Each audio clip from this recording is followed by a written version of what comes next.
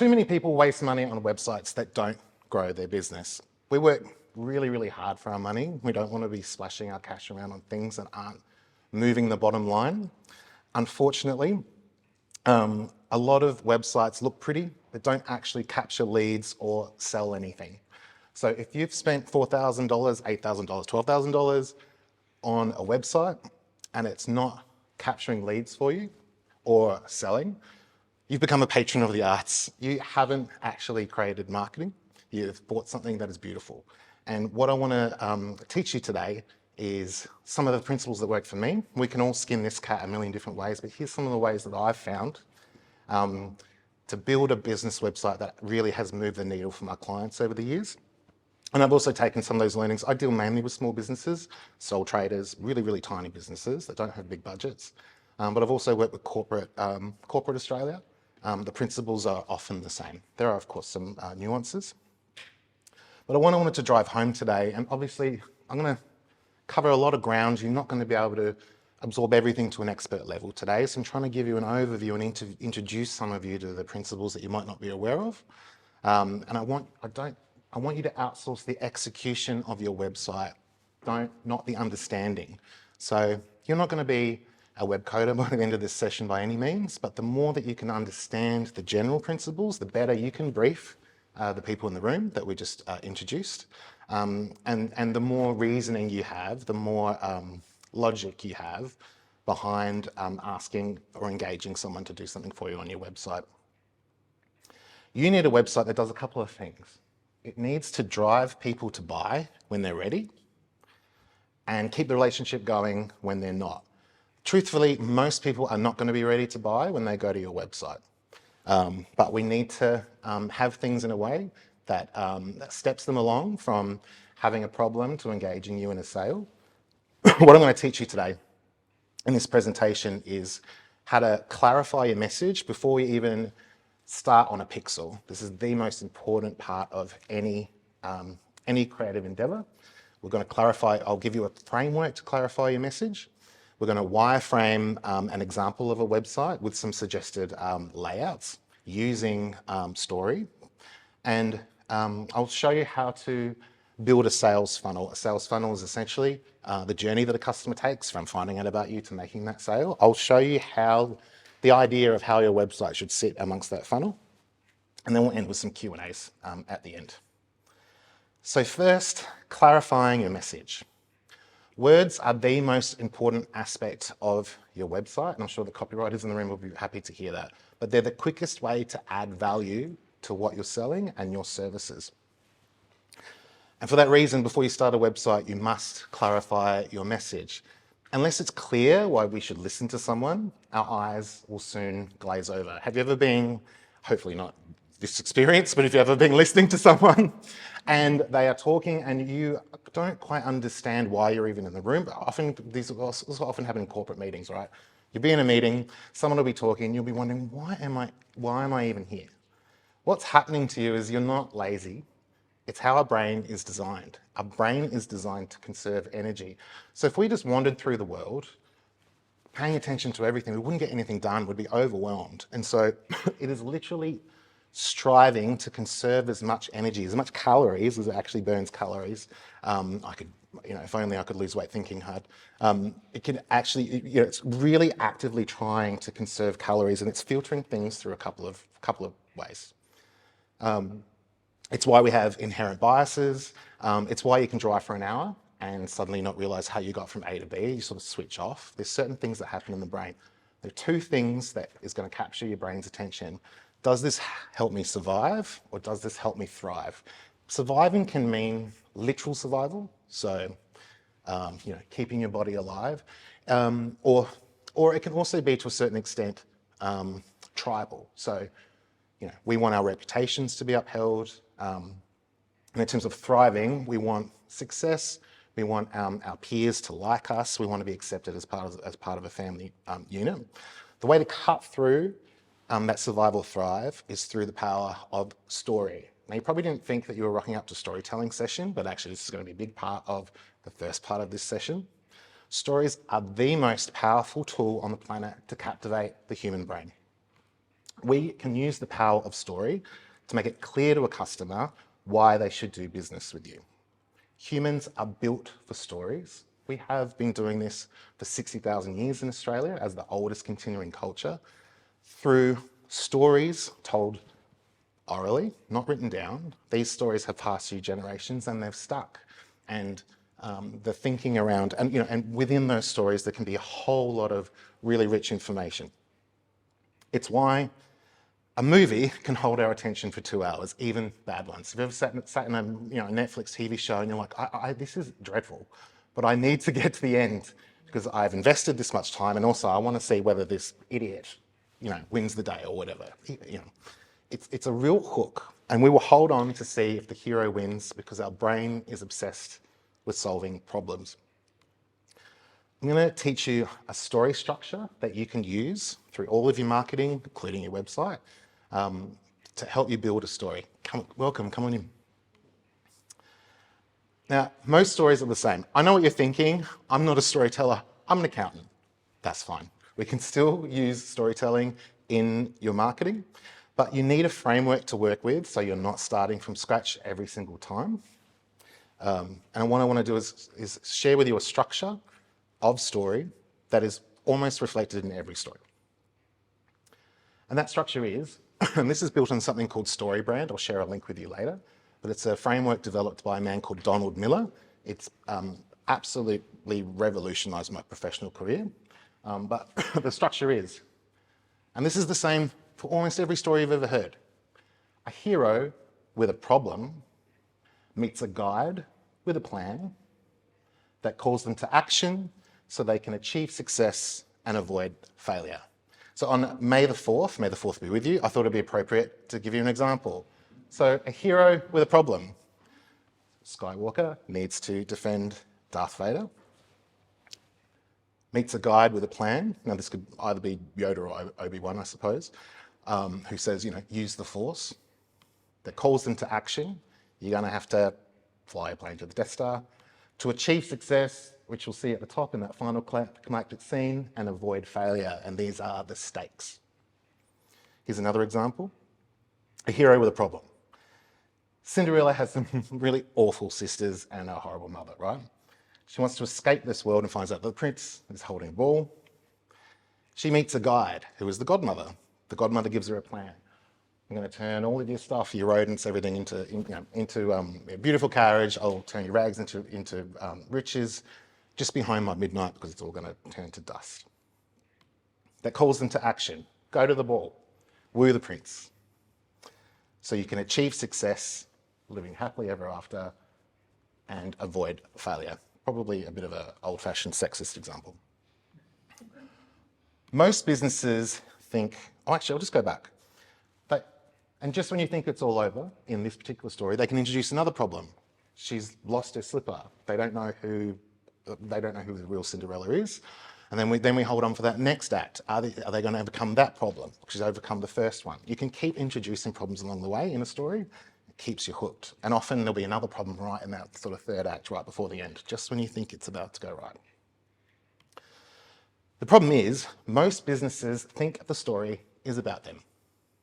But you need to invite your customer into a story where they are the hero and you are the guide. So in this, I'll just go over this again because sometimes it can take a few goes to absorb this. A hero with a problem meets a guide with a plan that calls them to action so they can achieve success and avoid failure. The problem is the hook. Too many businesses are actually scared to mention the problem. They think it's going to get too negative. They think you can't talk about it in a way that isn't a downer. But the truth is, the story doesn't begin until the problem comes along. If you think of a movie, if I was to describe this morning, if I said, I woke up, I got out of bed, I made a cup of tea, patted my cat, I walked out the front door, I got in the car, you get the point. It's super boring. But if I woke up, had a cup of tea, patted my cat, walked out the front door, and a satellite suddenly dropped in front of my front door, hook. Whoa, what was that? What just happened? That's where the story starts. And you're going to stick around to find out what happens next. So let's break this down. Hero with a problem. The hero is your customer. Who is the customer and what do they want? What internal, external, and philosophical problems do they have? And I'll break that down for you more. An example of external problem. I'm just giving these different examples so that because you might struggle to think of, well, I'm not sure what problems my business solve. Hopefully not. External problem. I need to do my taxes by X date to meet my government obligations, but I don't have enough time. That's a problem existing outside of your body. Internally, I find accounting confusing and overwhelming. I'm worried I won't do it in time. If you really dialed it up, I'm worried I'm going to go to jail because we're not going to go that far. But you can turn that dial up or down. And philosophical. So there's statements like, it should be easy to manage my finances. Everyone deserves to have peace when they're doing bookkeeping. It's sort of, they're sort of broader philosophical statements. So we've done a hero with a problem meets a guide. Now that's you. You're not the hero, you're the guide. And a guide is someone, is usually in a movie, right? A guide is someone who used to be the hero. They're someone who have gone through all of the mistakes, learn all of the skills along the way, as you do on a hero's journey. They've been there and they've done that, and they're ready to pass on that knowledge to you, the hero. And there's two ways you can talk about yourself: with empathy or authority. So you could say they know it's hard, empathy, and show how they've gotten results, authority. If you use empathy and authority, they're two great levers, but there are some dangers with this. So if I went to a personal trainer and I asked, I said to him, I really want to lose 30 kilos. If he turned around and went and said, or she, me too. My God, it's really hard. I mean, that's probably too much empathy, and it's not the kind of empathy you want from your personal trainer. But if they were to say, you know what, it is really hard. I used to be 30 kilos heavier. I've lost this and this is how I've done it. They've got you, right? And you respect them. They've given you a bit of a taste of empathy, but they've established that they've got the goods to solve the problem. So an example might be, with empathy, we know X is hard, that's why we do X to make it easier. Or authority might be, we've helped X customers do X since X date, or we've won X awards, or customer reviews can also be a great source of authority. So we've done a hero with a problem meets a guide with a plan. Describe the steps a customer needs to take to do business with you. Preferably make it 3. There might be a lot more steps to doing business with you, but if you can break it down to 3 or 4 max. But studies show 5 or more, we can't retain it. We've lost. So I think the less is the better, particularly in the modern age of our narrow attention span. So an example of this might be on a website. Step 1, contact us to book an appointment. Step 2, we gather your paperwork and do all the heavy lifting for your tax return so you can focus on your business. Step 3, you get the best possible tax return in your bank account fast without the hassle. Now, the reason we want to lay out a plan is people won't walk into a fog, and we're all often way too close to our businesses. We assume people know everything about our business, or they assume, well, this person's obviously engaged a website designer before, or whatever it is. We often always assume they know what this process looks like. Spell it out for them, because no one will walk into a fog. It causes fear. The more you can alleviate that fear by doing things like laying out the plan, the more likely they are to do business with you. So far, we've got a hero with a plan. A hero with a problem meets a guide with a plan. That calls them to action. Now, this is the point where we ask them to do something. And there's 2 things you can ask them. It's a direct call to action or a transitional call to action. A direct call to action is, what is the single next step a customer can take to buy from you? That's, buy now. A transitional call to action might be, what else can we ask them to do to keep this relationship going? Those are usually your 2 sort of calls to action in general. So examples of that might be a direct call to action: buy now, call now, schedule a call, book now. Learn more is a little bit wishy-washy. Apple use it a lot in their website, but I don't recommend it. I think being direct, saying exactly what you want them to do is far more effective. A transitional call to action might be, Download the free PDF, read a blog, subscribe for updates. Those are the two things. And by the way, I understand I'm going through a lot of information here. I'm filming this so I can share this with you after, and we can watch all of this. Now we get to the stakes. We want to paint a picture of what is going to happen once this hero solves the problem in terms of the positive outlook, but what's going to happen if they don't do anything about it. So we want to paint, like you do in a movie, the final climactic scene so that customers can picture themselves in their mind's eye enjoying success. When you've got a customer picturing themselves happy, picturing anything in their mind's eye, you've got them. You've absolutely transported your brand into their mind. So as an example,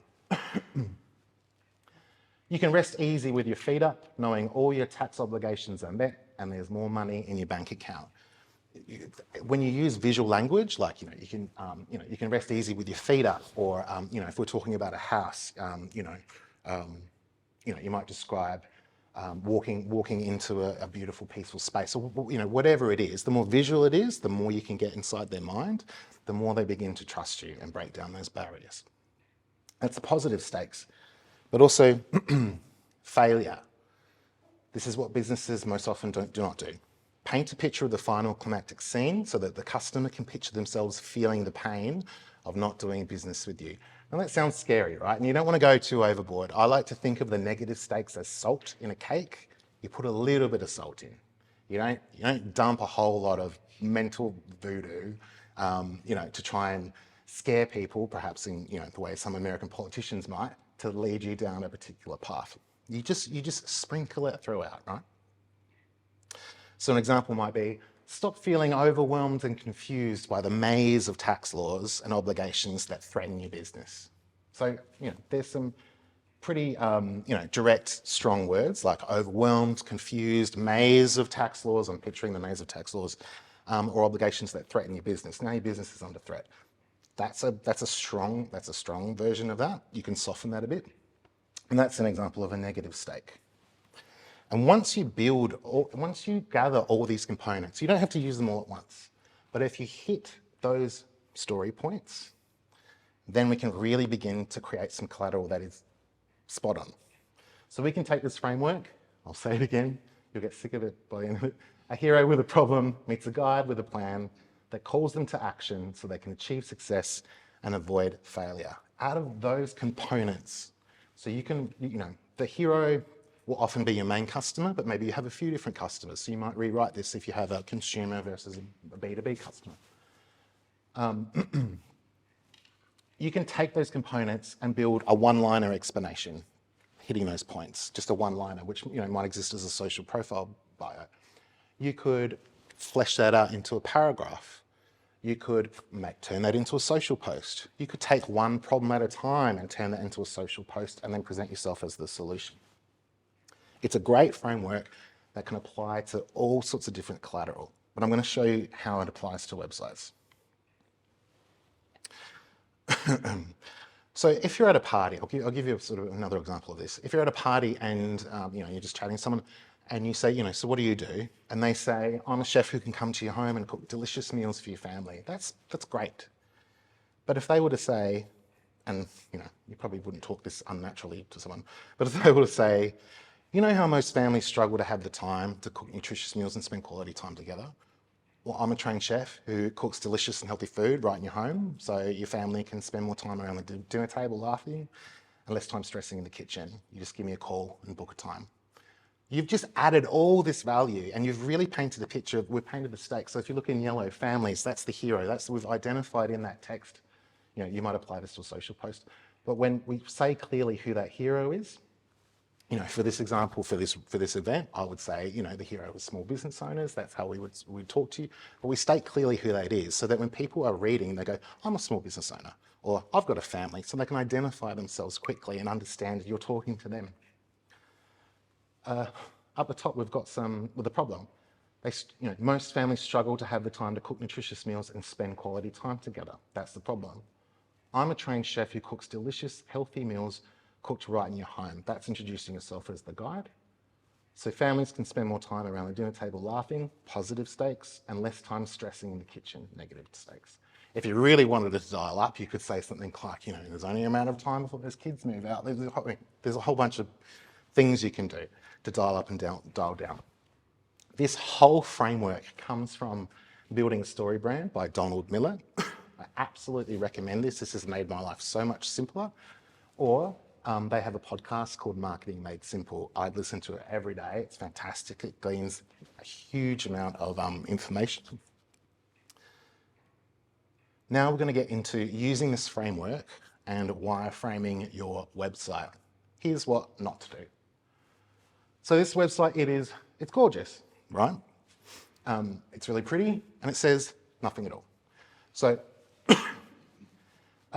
normally when you look at a website, your eyes will go on a Z pattern. So you'll start from the left, you move to the right, you'll come down into the middle, and then you'll do another Z at the bottom. So in the top left is usually where you'll start.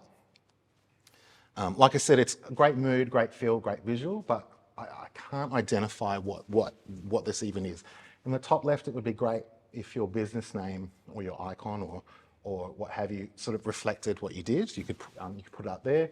Where it says learn more about what? Our mission. I want to know about my mission. I don't care what your mission is. Home, fine. About, fine. Ambassadors, no idea what that means. Why start? Why indeed? You haven't told me any value to I don't even know why I'm here. Your journey starts here. My journey to where? You see this kind of language all the time in the websites. It's just sort of faff and drivel, and that's because they don't have a framework. They're trying to scramble for words and feelings, but they really haven't articulated what you do for the business.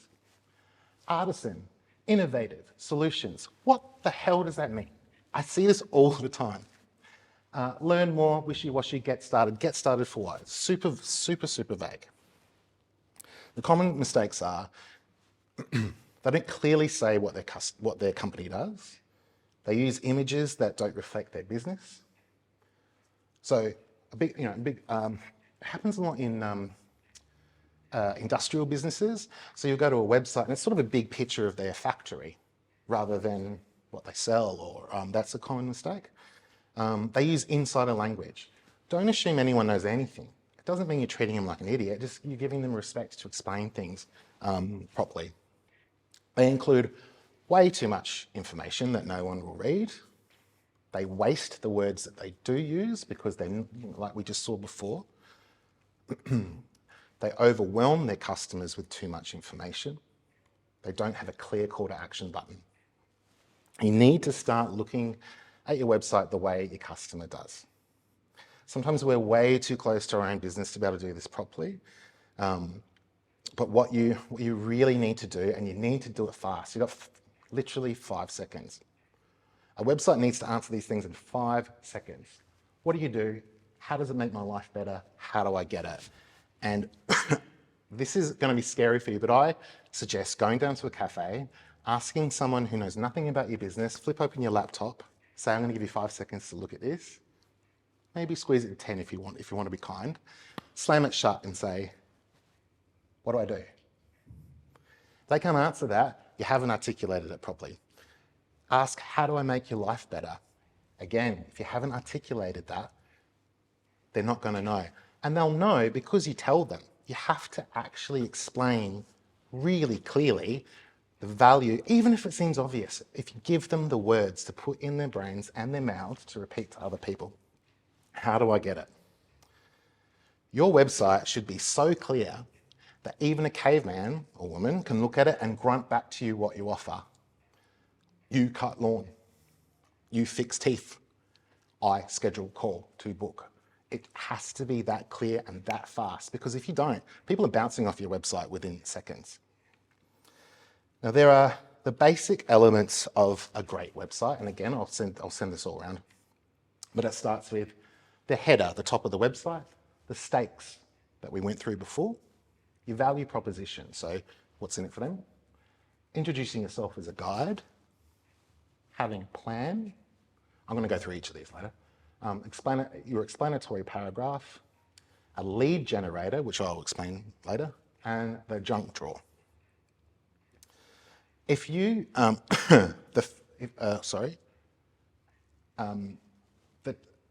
this can be moved around a fair bit, except for the junk drawer, but those top three are, I wouldn't say immovable. We can all do whatever we want with our own websites, but if you get those top three in that order, you can mix and match the other stuff around, and I'll show you some examples in a second.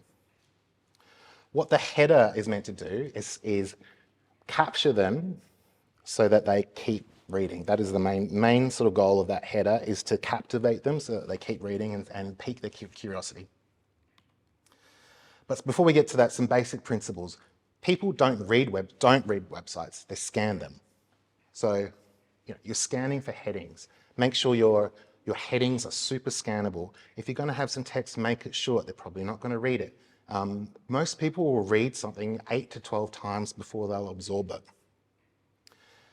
Use images to illustrate your services. So a picture is worth 1,000 words. Don't just say, as important as words are, don't just say, you'll love our service. Actually show happy customers enjoying your service or enjoying your product. Show them. People love other human beings. They love to see smiles. And keep reinforcing what you offer throughout the website. You're going to feel like you're repeating yourself all the time. Good. You have to repeat yourself. Marketing is an exercise in memorization. What we're trying to do is say things over and over until it lands in their brain and it's there. So the header. Oh, sorry, I meant to say, all the work you put in now in terms of getting your messaging right is less work for the customer to do business with you. That's why you do it. You do the heavy lifting for the customer. Don't leave it up to them. So the header. Now, this is just a fake example. It's a fake business. It's not even a particularly gorgeous website, but I'm using it as an example to go through some of the locations of where things should be and the sort of the real basics. Now, for those newbies, this anything before we scroll down is called above the fold. So if you think of a newspaper folded in half, everything on that front page, that was in the old days and even now, I suppose, was the biggest sort of real estate. And we use that sort of analogy for websites. Anything below, as soon as you need to scroll down, that's called below the fold. Above the fold, never compromise being clear for being clever. Clarity makes the best first impression. If you're confusing people, they're not going to stick around. If you have to make them think too hard, yes, you can be fun, you can be clever, you can have a personality, but if you're confusing, you've lost. Your header must answer. What do you do? How do you make my life better? Those two things can be combined into one line. Most companies don't take the time to explain these two things. It seems so obvious, but so many people forget to do this.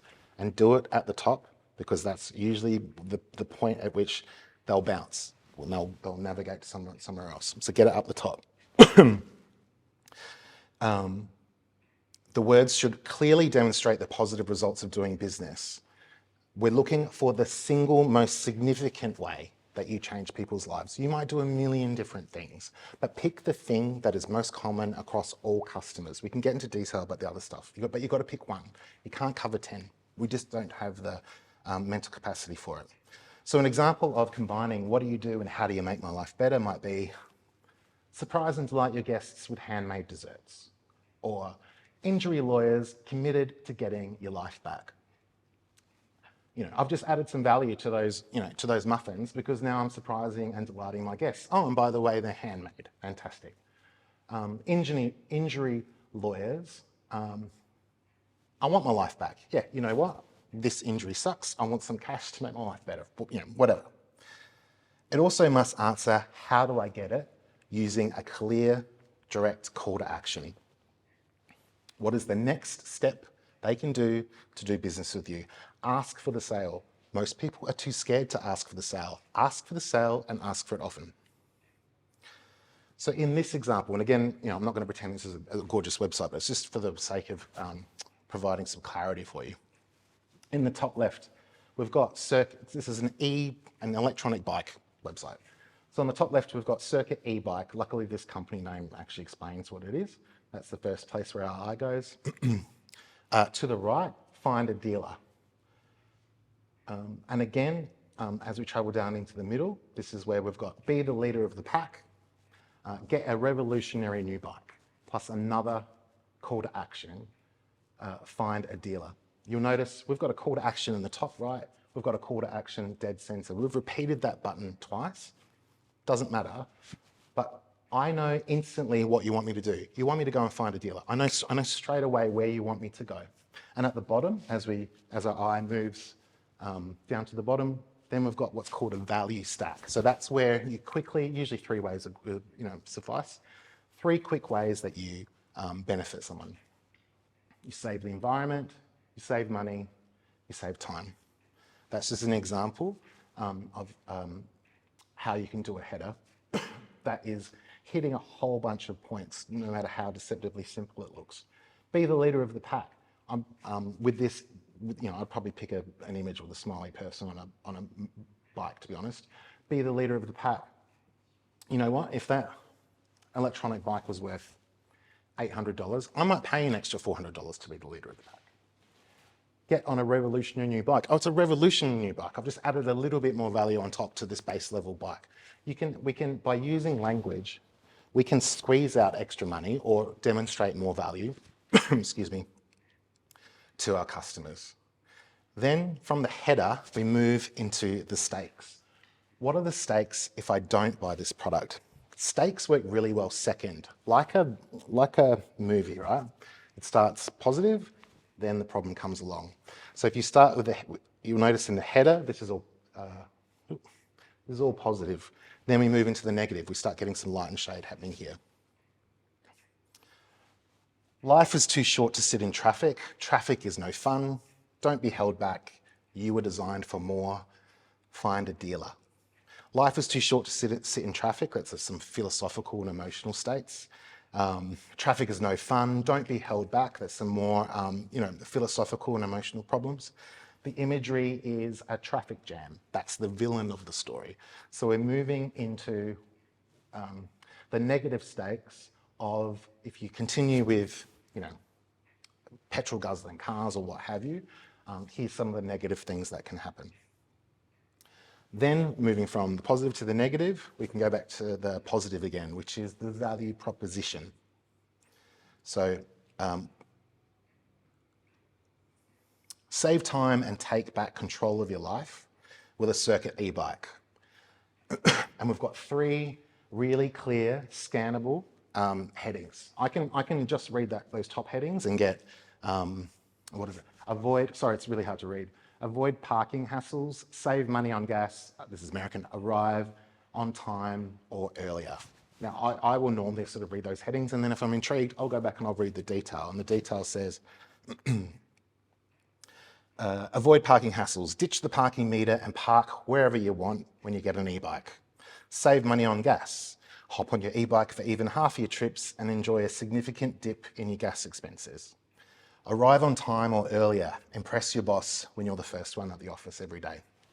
So we're, again, really laying on the value of this e-bike. Notice we're not talking about the gear shifts, we're not talking about the wheels, we're not talking about the rims, we're not talking about any of that stuff. We're talking about how it's how it's going to benefit their life. And again, another call to action. So by now we've got 4 call to action buttons. We're repeating them a lot. It doesn't feel like it, but we're asking for that sale over and over and over again. Because we don't know at what point in this website they're going to be ready to click the buy button. So just keep asking for the sale. After we've done this, we move into talking about ourselves, finally. Notice we've barely talked about ourselves. We've talked about the problems, we've talked about the benefits to you. We haven't really beaten our own chests at all. And again, this is where we use empathy and authority. Empathy on the left. We don't just care about bikes, we care about you. Another call to action button. On the right, authority. More than 20,000 happy riders, more than 5 million gallons of gas saved by our customers, more than 100,000 commute hours saved. So you're balancing the two, empathy and authority. Sell them something that helps them survive or thrive. Don't tell your story. It's then you can move into products and services. So if you've got a lot of different products, I recommend divvying them up into 3 or 4 streams. Or, that's why we have shop categories, things like that. It's too overwhelming. 3 or 4 is the sort of sweet spot. You can have more. Amazon does a lot more than that. But as a small business, I would just take it easy, break it into small chunks. And then once they click on one of these products, you can start that process again. You can start with a header, the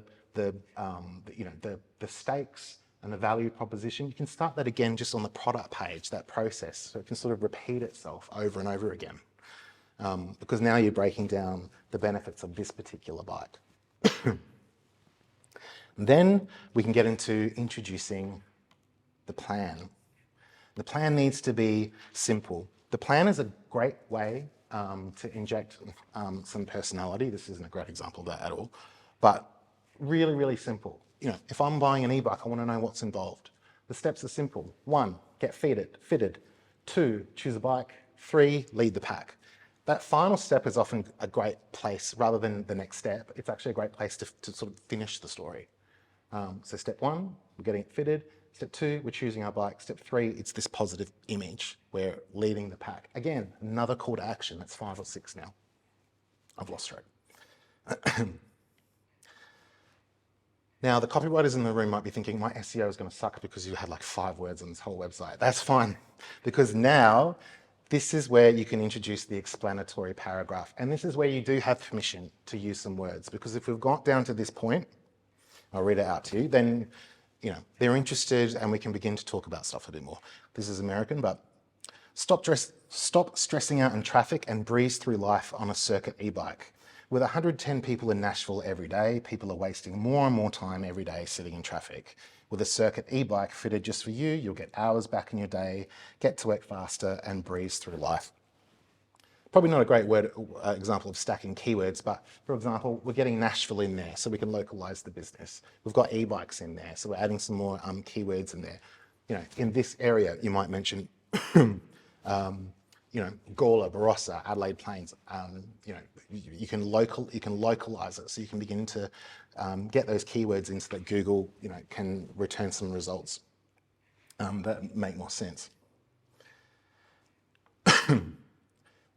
Again, don't go overboard. You can always link, to your about page or what have you, where you really go into more detail. One or 2 paragraphs max is what I would keep it with. Video.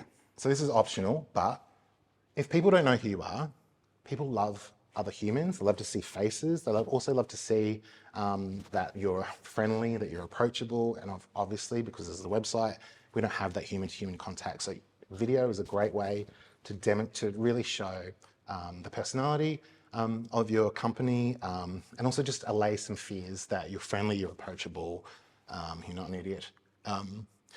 And what you can do is take your explanatory paragraph and record your team members saying it. So take that story that you wrote before, hitting all those touch points, and just get them to read it out. That's often enough. It doesn't have to be a Hollywood production. You can film it on your phone.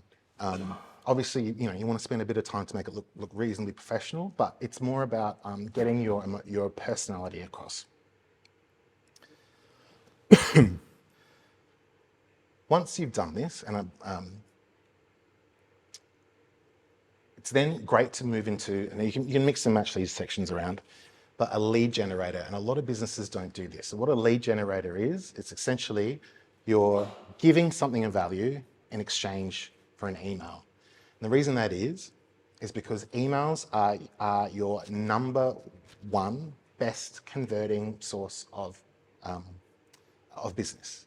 So for example, I think it was for every $1 spent on social media, you'll get $2.50 back. For every $1 you spend targeting your email list, it's $36 back. It's massively more impressive than any other way of doing business. But we need to get those emails.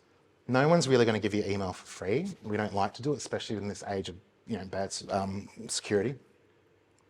But if you can give something that, sort of studies show, if you can swap an email for something worth roughly $10, that's usually sort of the sweet, as a minimum, that's sort of the sweet spot. So in this example, we're giving away a PDF. There's lots and lots of different ways you might be able to add value by giving something digital in exchange for an email. So, for example, if you're and it might be different industries you might not expect. If you were a cat groomer, the 5 ways you're making your cat's fur worse that you weren't expecting, or if you're a pizzeria, maybe not a pizzeria. If you're a garden centre, 10 awesome herbs for your next cocktail party. Like, there's lots of different spins that you can put on your industry that is presenting yourself as an authority in that space. You're giving them value and you're getting that email, which we can then use to keep marketing to them later. The common mistakes for a lead generator is don't focus on too many problems. Pick one, keep it clear, or less than 5. Make your PDF scannable like your website. Lots of headings. No one wants to read War and Peace, they just want to get to the point.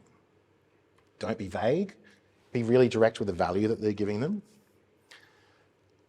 Make sure you have a catchy title. So cooking without gluten is probably not as exciting as the best gluten-free pizza on the planet, or 10 mouth-watering gluten recipes. Try and think of an exciting, interesting title like you would with any other book. Here's some examples.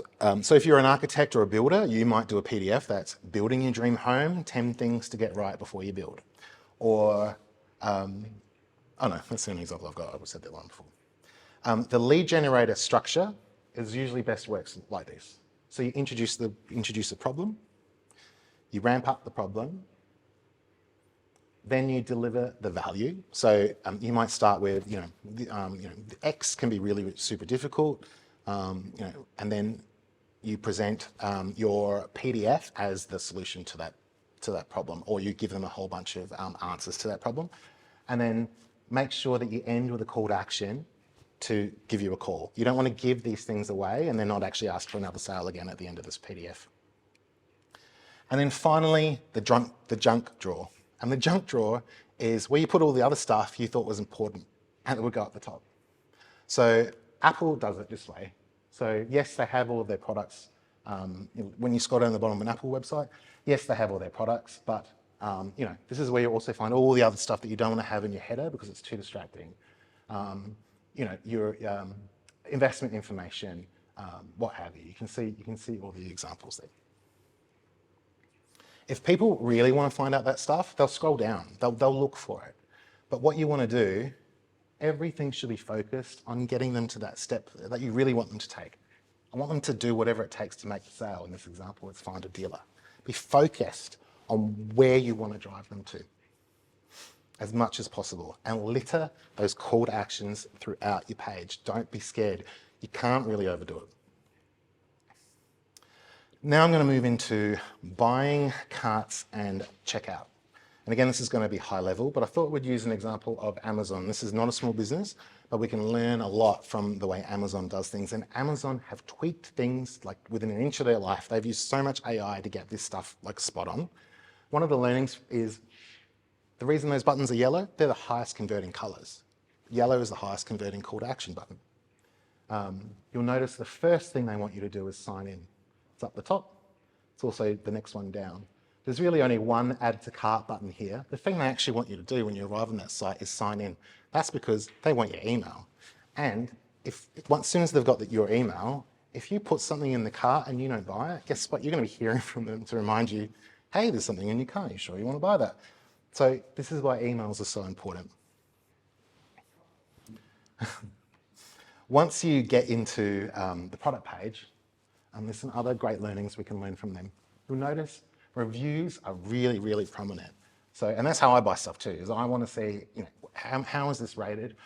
If I really want to get into the detail at those stars at the top, I'll click in and I'll read what are other people saying. We're really susceptible to what other people say about things. On the left, because it's digital, people can't touch, they can't They can't rotate the object. Amazon gives you lots of, in that top left there, there's small thumbnails, but then there's an example on the left. You can look at that product from different angles. If you're selling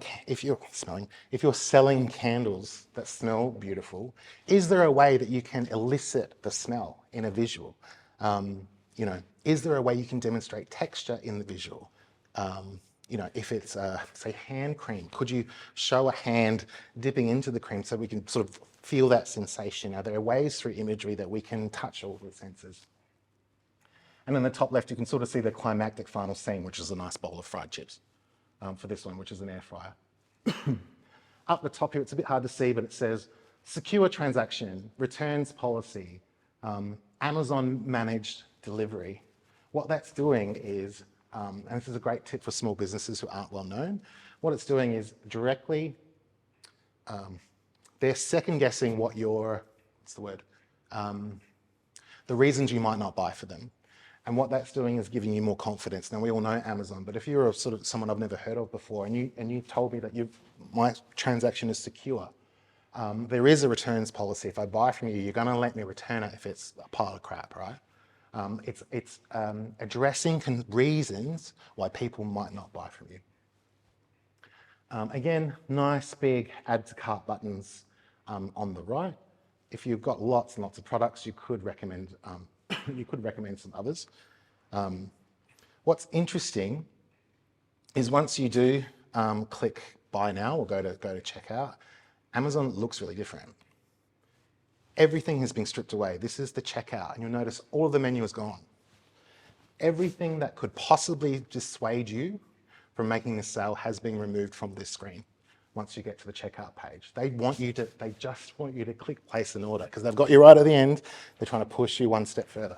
So on your checkout pages, remove all your menus, make it super clear. If they want to go back, I can click that Amazon logo. There's another great way to remove all distractions once they're right at the precipice of giving you some cash. Also at the bottom, there's some, it's in small writing, but there's some more stuff of, okay, if you're still concerned and you're still scared to buy from us, there's still some information about, this is what happens after you place the order. Here's our returns policy. Again, they're just double checking, don't be too scared. It's okay, you can do business with us, it's safe. Now we're going to get to the sales funnel. A sales funnel is the journey a customer makes on the journey. A sales funnel is the journey a customer goes on to make a purchase. And we want to move them step by step along from a hero with a problem to that final climactic scene or the sale. Here is an ecosystem of marketing, which we'll loosely call it a sales funnel. And you'll notice we're driving our email, our social media, our advertising, and our links. So your links might include backlinks from other websites or search engines. They're feeding into that website to make a sale. Obviously, you can also accept inquiries or sales over the phone or in person, depending on your business. The different categories that that this traffic might include might be for email. You might have a newsletter.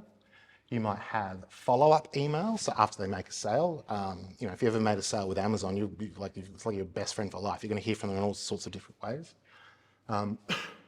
Automated email sequences, which I'll get into a little bit later. Social media, there's organic and paid. Organic just means not paid.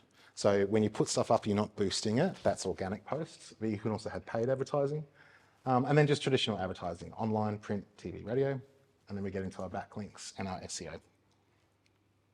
With emails, what we want is this sort of virtuous circle where they make a sale, we get them into our email marketing system, it drives them back to the website to make another sale, and so on and so on and so on.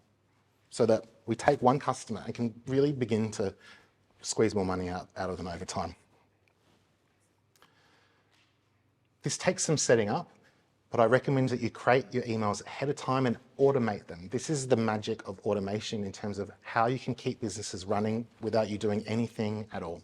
You can use services like MailChimp or HubSpot, which I'll talk a little bit more later, to set these emails up so that once they make a sale, You'll have a certain sequence. You might send them an email straight away. That's transactional, like thank you for your order. Here, shipping updates, what have you. But then also you might wait 3 days, sell them another related product. You might wait 7 more days, introduce them to something else. But automate that so that once the sale is made, that takes care of itself and it frees you up for other tasks. There are a few different types of automated emails. There's transactional, nurture, and sales emails. Transactional emails are things like your orders received, your shipping updates, abandoned cart. If you can wait a little bit and then send them a reminder, hey, you've got this stuff in your cart, that can increase your sales sort of exponentially. It's something that a lot of businesses don't do. But this is another way where if you wait a few days or a day or two, you can automate asking for reviews and testimonials, which are massively important. That's where you can get your star ratings. That's where you can get examples to put on your website. And the way, when you ask for testimonials, give them a structure. Give them the story structure that we went through before. Don't ask your customer, can you say something nice about us? People go, no, I don't really know what to do. Put it in this frame. What is the problem that we solved for you? What did we do? How do you feel afterwards? Keep it simple, but hit those story structures again. Your nurture emails are things like your newsletters, your tips and tricks, your advice. It's where you're providing value like you did with your PDF, but this is through email. The reason you're doing that is because you don't want to hit them with sales stuff all the time. You want to provide value so that they don't look at your email and go, oh God, who's another asking for the sale. Sales emails are those direct emails. They're your sales catalogs, your product features. They're stuff that directly asks for the sale. Most people think, won't they get sick of hearing from me? If they do, they'll unsubscribe. But keep hitting them and keep hitting them at least once a week. I've gotten emails for years from certain people. I might not buy from them, but when I am ready to buy, it's usually because they've checked in on me, they've kept me top of mind. And again, it's that exercise and memorization. You don't want to be forgotten. You want to own the problem. So for example, if I said, I've got a headache, the brand you would think of is Panadol. It's the power of owning a problem. Now, CRMs. This is not a website, but because it's part of the ecosystem, I wanted to talk about this. A CRM just means customer relationship manager. It's a type of software, and it helps giving you a 360-degree view of the customer journey. Because the problem is, when we've got a customer doing all these things, we don't really get a 360 view of all the steps that this person took to make that sale. And by understanding what are all the things, how did this customer first hear about us versus what was the next step? Did they go from the social media to that web page? Where did they go and dance around before they finally hit that sale? And the reason you want to know that is because it gives you so much information that you can use to tweak your campaigns, to know if they're successful at all, to know where your customers are coming from, to know if you're putting too much money in or effort into this style of advertising versus this one, because you're going to have some concrete information. And what the CRM is going to do is wrap up all this information and feed it from all these different data points into this one section, into this one bit of software. I'm just going to go through some of the two major ones are HubSpot and Salesforce. Salesforce is totally overkill for most small businesses, but HubSpot actually has an awesome free tier that I use in my business. I don't even pay for their lowest tier. It gives me tracking on the website. I know if a particular customer, not just Google tracking, I know if a customer is on my website right now. I can also see all the steps that particular customer, if I'm about to make a big sale, I can see that customer is live now. They're on this page. They're thinking about this. I might give them a call to get them over the line if you're a contractor or what have you. There's lots of value in being able to know exactly how that customer came to you. Another thing with HubSpot is they have a free chatbot that you can add to your website. So I can get text messages straight to my phone. I can also sync it with my email sequences within HubSpot, which does cost money. So that all these data points begin to talk to each other. And that's how you build a successful electronic business. Now, there's some techie stuff that I'm just going to cover just so that I've introduced you to this. And my wish is just to give you enough knowledge so that when you talk to a web developer, like some of the talented people in this room, that you understand some of the language and some of the things to look out for. So with domains and hosting, you need web hosting, email hosting, and a domain name. Web hosting is just the physical space where your website files sit. It's literally sitting on a computer sort of somewhere. You get what you pay for. Do not get cheap hosting. Don't do it. You'll regret it. It's going to be slow. It's going to be unreliable. How fast your website loads has a huge difference on how Google ranks you, but also how long that customer's going to bother to stick around. The major web hosts are GoDaddy and AWS, Amazon Web Services. Yes, Amazon do web hosting, and in fact, huge majority, big players do all of their business on AWS. I'm talking Netflix, Twitch, LinkedIn, Facebook, Disney, Airbnb. They're fantastic. They're a nightmare to set up if you're not a tech head. GoDaddy has, they'll do domain registration. They'll also do some website hosting. But again, it's not easy to set up websites on those platforms, and I recommend engaging one of our B2B providers or a professional. You also need email and calendar hosting. So that's the physical space where your emails and your calendar are stored. The two major players for that are Microsoft and Google. They're sort of horses for courses. It depends on how your website, how the rest of your business is set up.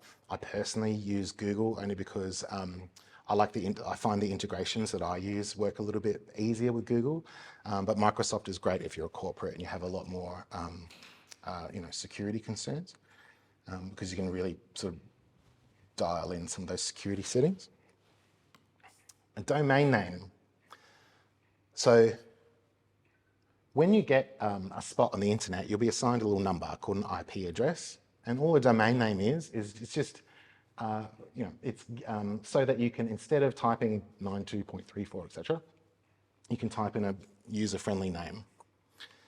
The major players for this are GoDaddy and Google, and I recommend don't get a weird registered domain name. Like don't get .com and .com.au are the most trusted ones. When you sort of get into some of the more weirder extensions, people can sort of think, because quite often if you've ever got a dodgy email, it often comes from those really weird looking domain names. Don't do that.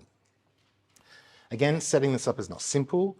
There's heaps of moving parts, so if you can afford to outsource it, do it. Get a referral from our B2B program. Search engine optimization, and this awesome table was created by Tanya. Thank you very much from Decant Digital. Search engine optimization is essentially, what can we do to our website that Google will rank us highly, or at least make it easier for our customers to search? There's a few different things here. I'm not going to go into it. Because we're going to be presenting to you an entirely different event purely focused on this, because it is incredibly involved. But essentially, you have on-page search engine optimization, which is, what can we do to the website that it's really technically done properly so that Google knows how to read it. Remember, Google is a dumb machine. We need to have data in the right spots. If you have a heading, it should be tagged as a heading, etc. But there's also off-page search engine optimization. So that's things like links, public relations, how much your website is spread all over the internet.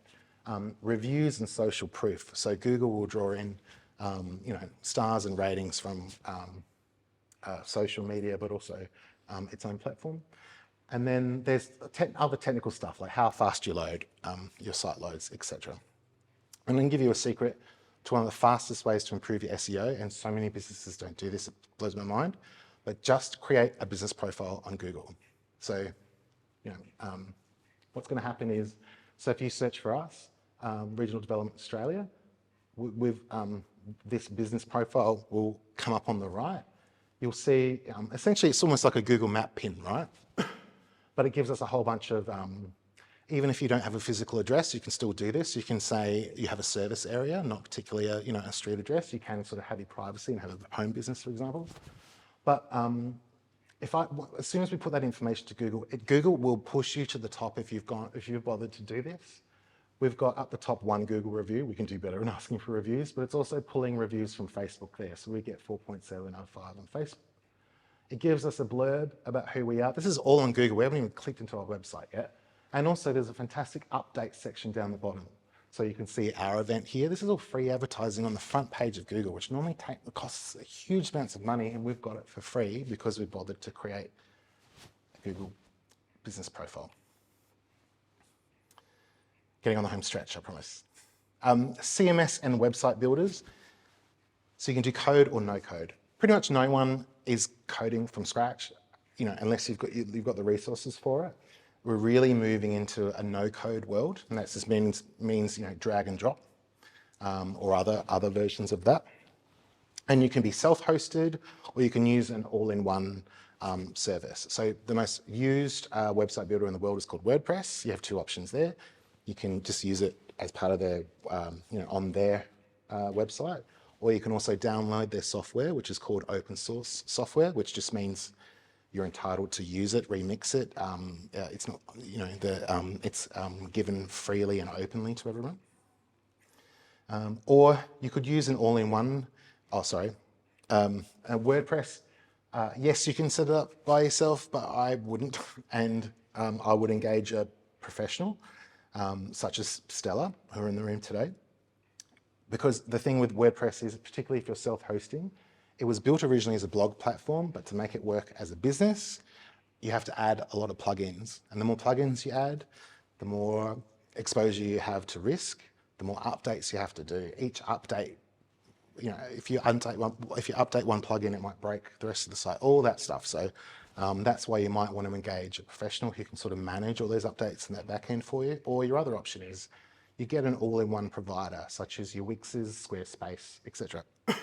Shopify is obviously the king of e-commerce, or queen of e-commerce. Then there are in-between options like Webflow. Webflow is what I use to build software. It's fantastic in that, I'll go back to WordPress. So to make WordPress work with plugins, etc., this is getting highly technical, but it can create some really god-awful, hideous code that is convoluted, huge, and doesn't rank very well, frankly. Whereas with Webflow, it's a drag and drop, but the code it spits out is pure, clean, it couldn't be any more cleaner code, and I use that myself, but it also has drag and drop functionality, and it connects with everything. Finally, you have your payment gateway. And the payment gateway acts as a gatekeeper between your shopping cart and your bank. So it's going to take that information of what did they buy, how much was it, etc., and it's going to interact with a financial system. And it's either going to hold your funds in their own account before it'll transfer to your bank. Maybe once a week you might get paid out. It might be every day. It just depends on your service. The one thing you need to sort of watch is, what is the transaction fee? Because I think the lowest is roughly 4%. Some of them might charge 6-7%, but that's and if you're not adding that to the bottom line of your customer, that's 7% of your profits. So, and that can really add up if you're doing big ticket stuff. So just watch the transaction fees on them. And the major players for that are Shopify, have their own sort of payment gateways, but you can also have Stripe and PayPal. I use Stripe just because it's easy to integrate and it's sort of a beautiful experience for the customer. So to recap, stop wasting money on sites that look pretty but don't sell. Clarify your message with the power of story. Invite your customer into a story where they're the hero and you are the guide. Remove the clutter. Clearly explain, what do you do? How does it make my life better? How do I get it? Put your website in the middle of a smart ecosystem where you understand what you're doing. Have your website highly optimized for a sale and drive traffic to that website. Wrap it all up in a CRM so that you can have a really strong visual picture. It's one of the best things about having an electronic business is we can really see exactly the journey a customer's take. Automate your emails to keep the relationship going. Because the more automated it is, the more money you're going to make while you sleep, and the less mistakes that can be made. Some of this, can be super confusing. to know where to start. That's what Regional Development Australia is here for. We are not we're a non-profit. We're not here to glean money off you. We're here to help. So we can help you step through some of this process as well as refer you to people so that you can build a successful business that solves problems and transforms lives. Thank you very much. That was the end of my talk. And I thought I'd open up to, thank you.